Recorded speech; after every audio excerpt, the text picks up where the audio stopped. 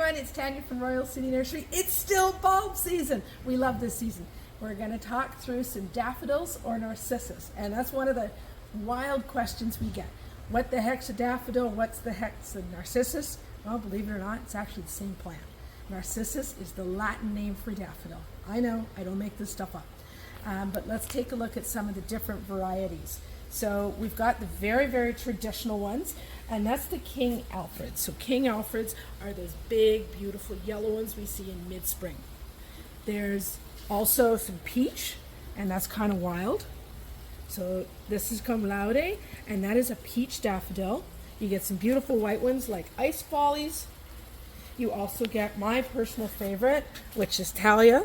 Now this one's a dwarf one.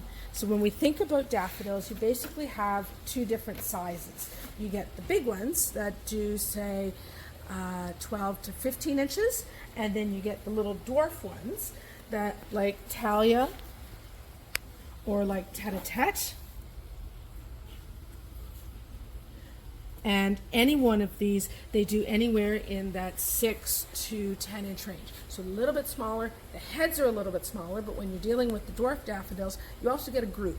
So you might get 2 or 3 flowers out of the same bulb, where the larger daffodils, so like those big King Alfreds, or like the Congress, this one's new this year. We're so excited about that. It's beautiful. Or even for something a little bit different, like the Poeticus, you normally get 1 plant per bulb. And when we look at a daffodil bulb, that's this thing. So if it's got 1 point, you're normally going to get 1 flower, unless we're dealing with the rock garden daffodil. How do you plant them, you ask? Well, the biggest thing is really, you dig a hole and you drop them in. It's that simple. But if we're going to plant them properly, we want to plant them point up. That's the easy way. We normally plant them about 2 to 3 times the depth of the bulb. So a daffodil is going to go about 6 inches down. So once you get a hole dug, you're going to put the daffodil in and literally screw it into the soil. Put the soil back. Add some bone meal, because that's this one here. Bone meal is phenomenal for transplanting. Water well, and then you're going to wait for spring. So it makes it super, super easy. So get those daffs, pick them up now. You got to get them planted around Thanksgiving. So we'll talk to you later. Bye-bye.